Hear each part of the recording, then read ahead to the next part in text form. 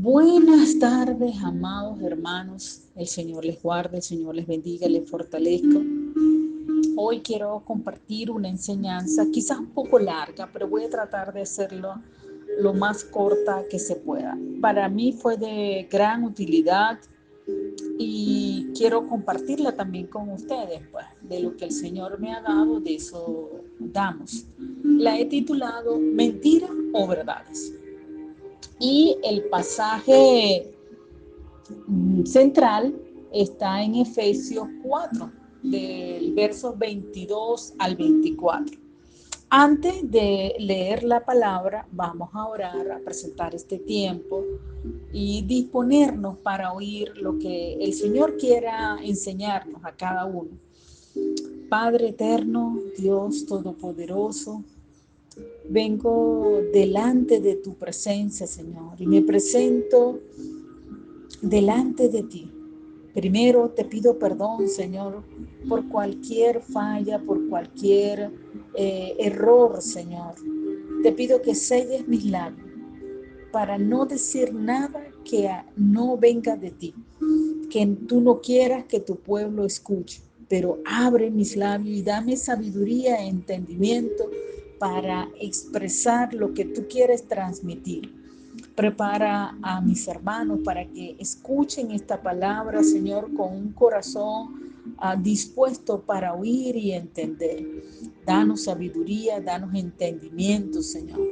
Atamos y quebrantamos toda obra de las tinieblas que quiera venir en contra de la exposición de tu palabra. Llevamos nuestros pensamientos cautivos en obediencia a Cristo. En el nombre de Jesús, amén. O verdades. Ese es el título de esta enseñanza. Y vamos a leer entonces Efesios 4, del verso 22 al 24. Lo voy a leer en la Nueva Traducción Viviente. Dice así la palabra del Señor. Desháganse de su vieja naturaleza pecaminosa y de su antigua manera de vivir que está corrompida por la sensualidad y el engaño. En cambio, dejen que el Espíritu les renueve los pensamientos y las actitudes. Pónganse la nueva naturaleza creada para ser a la semejanza de Dios, quien es verdaderamente justo y santo. El Señor añada bendición a su palabra. Este pasaje voy a tratar de ser lo más didáctica que pueda. No es mi especialidad, pero vamos a tratar de hacerlo. Lo voy a dividir en dos partes. Una parte que la he titulado A, y donde digo que el que gobierna es el alma. Y una parte B, donde el que gobierna es el espíritu. En la parte A, dice desde el primer verso, vamos casi que el primer verso, dice, desháganse de la vieja naturaleza pecaminosa, desháganse de su antigua manera de vivir, que está corrompida por la sexualidad y el engaño. En otras palabras, esto nos está hablando de arrepentimiento. Porque al decirse desháganse, o sea, reconozcan, para el arrepentimiento primero necesitamos reconocer, identificar que hay cosas que están mal y que yo tengo que, una vez que las identifico, las confieso, las pongo delante del Señor y me aparto de ellas. Ese es el arrepentimiento, eso es la metanoia, esa es la metamorfosis, cuando hay un cambio, una transformación de una vieja manera de actuar a uno nuevo. Y solo eso, no nos podemos arrepentir genuinamente si no tomamos conciencia de que hemos pecado. Entonces, eso es lo principal. Tenemos que tener conciencia de que hemos pecado. También vemos entonces que en este pasaje, cuando dice desháganse de la vieja naturaleza, porque esa naturaleza humana está gobernada principalmente por el alma, donde el alma es el que gobierna, el que impone las cosas. En el alma, como ya lo hemos dicho en otras oportunidades, es el asiento del intelecto, el razonamiento y de las emociones. Y mire, si sabemos que hay algo cambiante y muy vulnerable en nosotros, son precisamente el alma, las emociones, el intelecto, el razonamiento. ¿El razonamiento es vulnerable? Sí, sí, y eso es lo que quiero compartir con ustedes. Cuando el razonamiento lo basamos en lo que hemos aprendido, cuando estás gobernado por el alma, entonces, por supuesto, las consecuencias van a ser almáticas, van a ser sensuales. Cuando se refiere a sensualidad, estoy hablando de lo que viene de los 5 sentidos. Entonces, hay, por supuesto, eso no está regido por el espíritu. Entonces decíamos que todos estamos cambiando constantemente y sobre todo las emociones. Lo mismo ocurre con nuestro intelecto y el razonamiento. Estos cambios, estas cosas son tan cambiantes. ¿Cómo digo yo que son cambiantes? Porque la información que recibimos día a día, el conocimiento que día a día cambia. Y entonces así va cambiando también nuestra manera de pensar. La ciencia en los últimos años han cambiado de la noche a la mañana, de manera que no podemos dejarnos guiar por nuestra propia alma, no podemos dejarnos guiar por las cosas que no trascienden, por las cosas que son cambiantes. La fe está basada en cosas eternas, perecederas, que no cambian de la noche a la mañana. Con esto quiero decir, hermano, cuidado con tu mente. Esta te puede estar engañando. Sí, sí, hermano, tu mente te puede estar engañando. Y voy a desglosar algunos aspectos por los cuales puedo decir que nuestra propia mente nos engaña. Y si la mente nos engaña, entonces estamos viendo en mentira y no en la verdad. ¿Quién de nosotros no ha tenido en alguna ocasión una conversación con otra persona en la que ambos están participando de una realidad, pero cada uno ve las cosas de una manera diferente? ¿Verdad que sí? Seguramente que usted ha pasado por eso. Todos los seres humanos estamos expuestos a este efecto selectivo de la atención.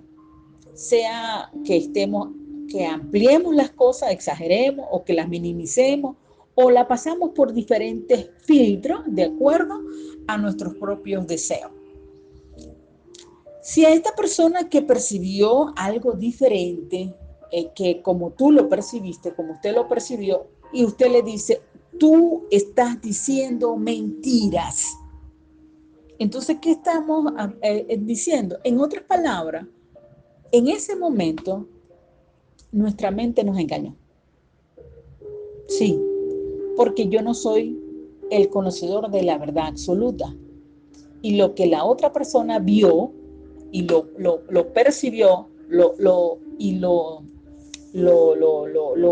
pudo identificar es diferente. Pero eso no quiere decir que uno sea verdad y otro sea mentira, sino que nuestra mente nos ha engañado. Para eso voy a hablar entonces de los sesgos.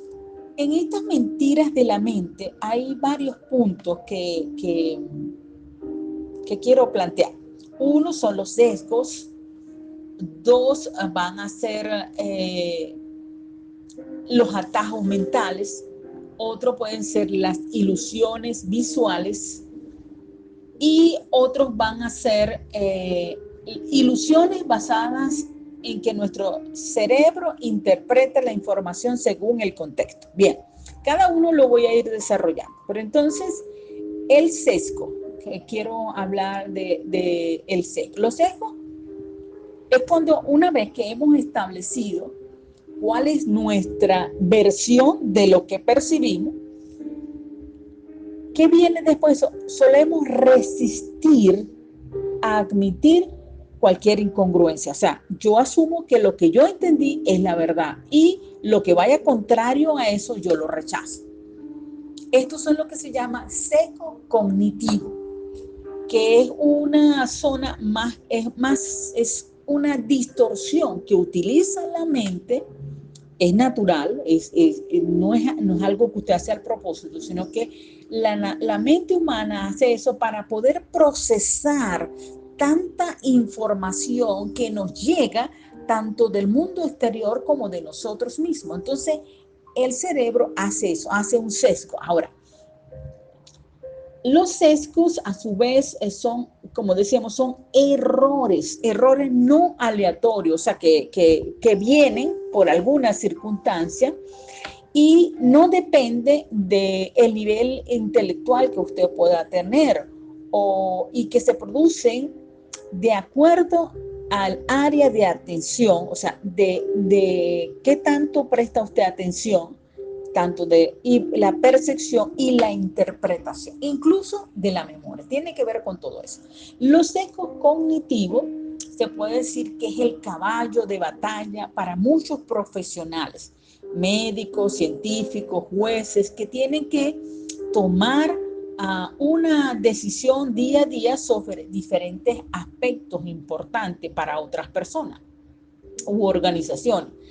Pero esto también tiene que ver con nosotros, pues en nuestra evaluación sobre cualquier cosa, como invertir en el dinero, qué casa voy a comprar, qué voy a hacer, todo eso, esos sesgos cognitivos influye en nuestro andar diario, de manera que los que tenemos que tomar en cuenta. Ahora, para dar un poquito más, un sesgo es la orientación que uno toma en una determinada asunto. O para otro sinónimo sería, es la inclinación, es la desviación, es el curso, el rumbo, la dirección, el sentido que damos o la tendencia que va a girar. O sea, es la tendencia. Es el sinónimo más consono sería la tendencia, la inclinación de algo. Los sesgos cognitivos, entonces, se refiere a un efecto psicológico que distorsiona nuestra percepción de la realidad. Distorsiona nuestra percepción de la realidad. Se produce cuando nuestro cerebro trastorna las percepciones y por ende ese proceso va a influir en el proceso de toma de decisiones y aún de la memoria. Algunos tipos de sesgos, en la medida que lo voy explicando, sé que lo van a entender mejor.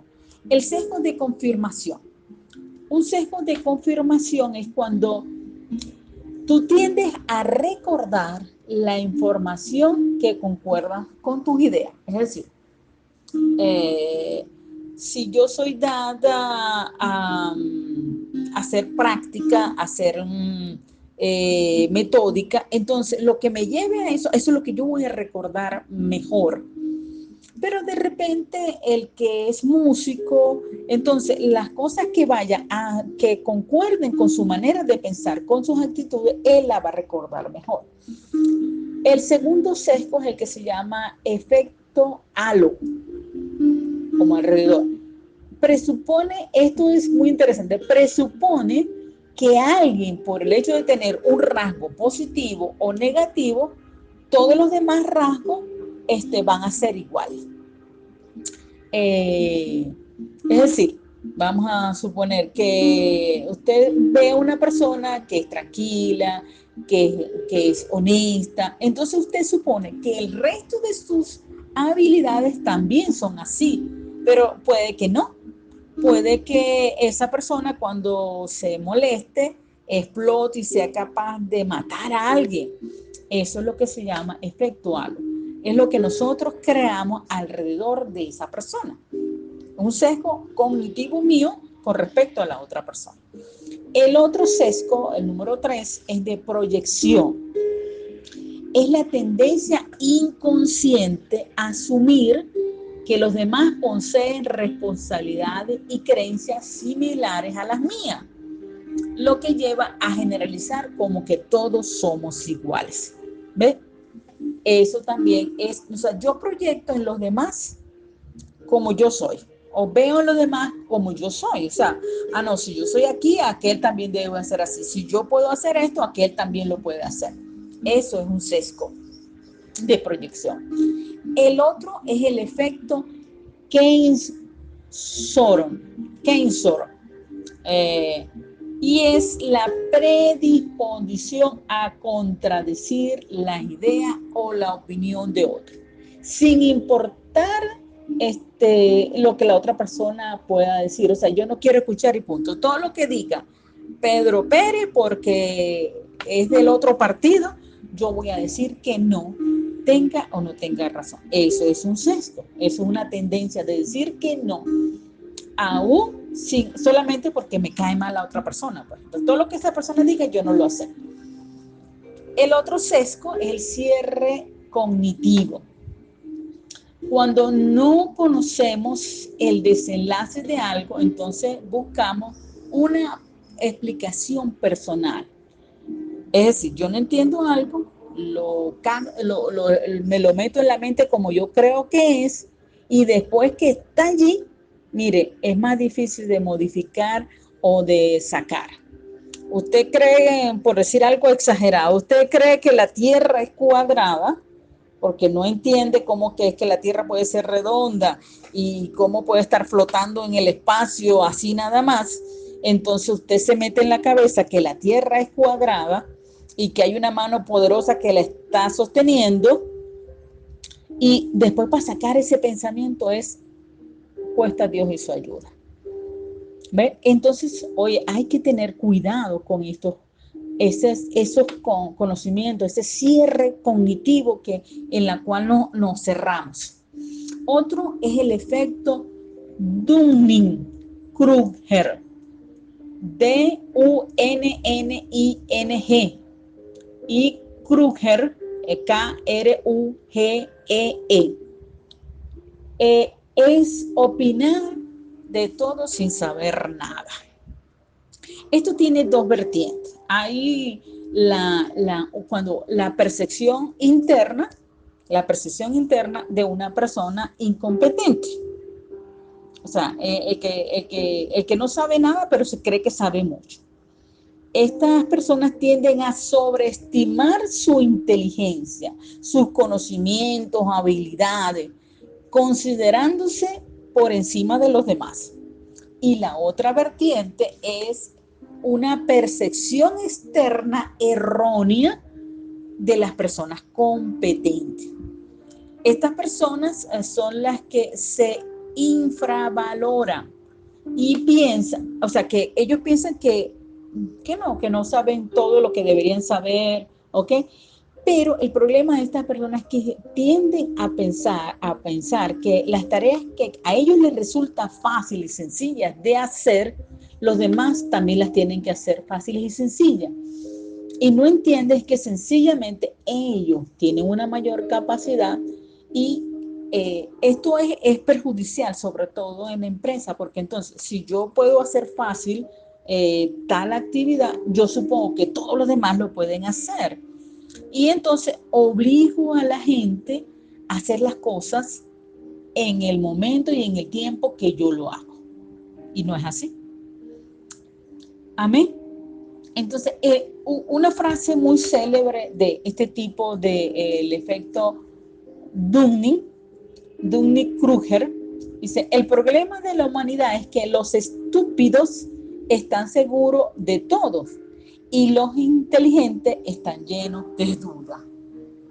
En otras palabras, no podemos confiarnos de nosotros mismos, ni de lo que no sabemos, ni de lo que sabemos, sino que debemos ir siempre a la presencia del Señor. Entre para buscar las otras mentiras que la mente nos puede llevar a engañarnos, existen además los atajos mentales, que la mente recibe una gran cantidad de información y ella trata de simplificar la solución a los problemas.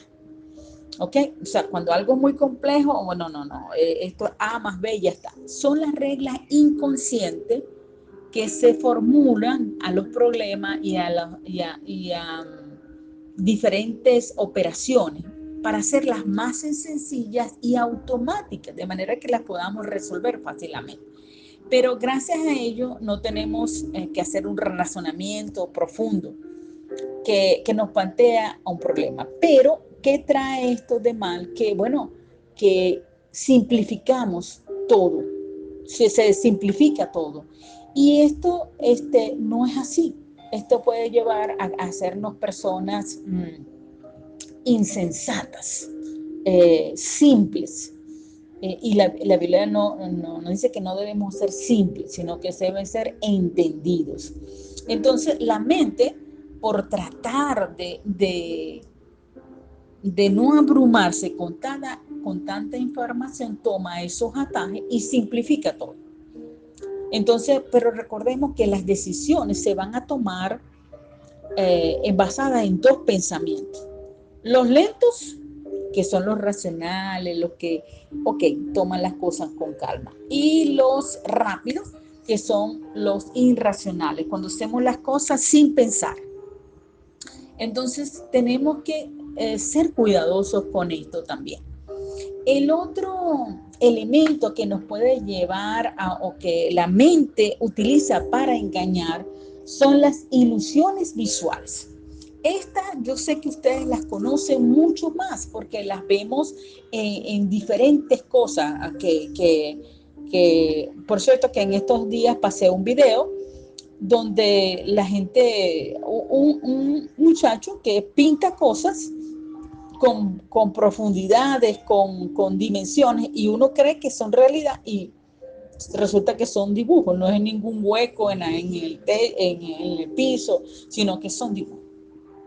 Las ilusiones visuales, entonces, nos pueden ver cosas que no están o ver aquello que está o no ver aquello que está. Entonces, nos llevan a ver cosas que no están o a ver acá o a no ver cosas que sí están. Estas ilusiones visuales son creadas mayormente con fines artísticos de entretenimiento, pero realmente son el trabajo de científicos y de psicólogos que intentan entender cómo funciona nuestro cerebro. Y bueno, para entender las ilusiones visuales o sensoriales debemos distinguir entre lo que es sensación y percepción. Aquí voy a explicar un poquito más la parte fisiológica. Primero, luego estoy diciendo que para entender las ilusiones sensoriales hay que distinguir entre lo que es sensación y lo que es percepción. Sensación es el efecto que el mundo real ocasiona en mis sentidos, en los sentidos humanos. Y la percepción es lo que nuestro cerebro procesa sobre esa sensación. Vamos a poner un ejemplo para que lo entiendan mejor. Pongamos una sensación, una visual. Cómo ese objeto que yo veo va a llegar hasta que pasa por mi vista y va a llegar a mi cerebro. En el caso de la información visual, esta viene en forma de luz, de rayo de luz, ¿ok? En forma, una energía lumínica, ¿verdad? Y sin embargo, nuestro cerebro no la va a codificar en esa energía lumínica, sino que la va a transformar en una energía eléctrica, porque así es que la procesa el cerebro. Entonces, el primer paso consiste en cambiar esa energía luminar, de luz a transformarla en una energía eléctrica. Y esto va a ocurrir en las células de la retina. Esas células se llaman fotorreceptores. Esos fotorreceptores, que son unas células nerviosas especializadas que están en la retina, se van a comunicar con las otras neuronas, eso viaja por el nervio óptico, llega al cerebro hasta la región occipital y allí se produce la percepción de la visión. ¿Ok? Entonces vemos o percibimos la sensación visual en la parte del cerebro, en la parte occipital. Si nosotros estimuláramos la corteza occipital de nuestro cerebro, posiblemente estaríamos, ella la va a interpretar de que estamos viendo algo, porque es así, allí donde se ve. Entonces, a partir de este círculo de los rayos luminosos que pasan por los ojos, que pasan por la retina, que pasan en el nervio óptico del cerebro, pero eso allí intervienen otros factores, no es tan sencillo así, es bastante complicado. En ese circuito intervienen los otros sentidos, el oído, el olfato, el tacto, y eso está influenciando de cómo sentimos y la atención que le podemos prestar. Y eso va a cambiar la interpretación. Un ejemplo de esto lo voy a mostrar en la figura 1, que son unos círculos que pareciera que se mueven. Usted, espero que lo pueda ver, vea la figura 1 y verá esos círculos y verán cómo se mueven. Pareciera que pero es una figura, no se están moviendo, pero sus ojos le dicen que sí se están moviendo. Su mente le está diciendo que ellos se están moviendo, aunque es mentira. ¿Ve cómo la mente nos engaña? Pero es algo que ocurre. Otro ejemplo de cómo la mente nos engaña en las ilusiones visuales se basa en la necesidad que tiene el cerebro de completar la información que falta. Esto lo ve usted mucho bueno, vamos a explicarlo en la figura número 2, es el triángulo de Canixa, ¿ok? Si usted ve esta figura, pareciera que hay 2 triángulos y 3 círculos, ¿verdad? Pero los círculos no están completos, ni los triángulos están completos, pero nuestra mente completa lo que falta y nos hace ver que allí hay 2 triángulos y nos hace ver que hay 2 que están, es más, que estuvieran superpuestos uno sobre el otro. Esto es mentira, pero la mente nos lleva a hacerlo así. Esto también lo vemos en los textos que eso sí lo han pasado por el WhatsApp muchas veces, donde faltan letras o están desordenadas y aún así nosotros somos capaces de leerla. Del mismo modo, ilusiones como el triángulo que acabamos de explicar nos permiten observar figuras que en realidad no tienen un contorno dibujado.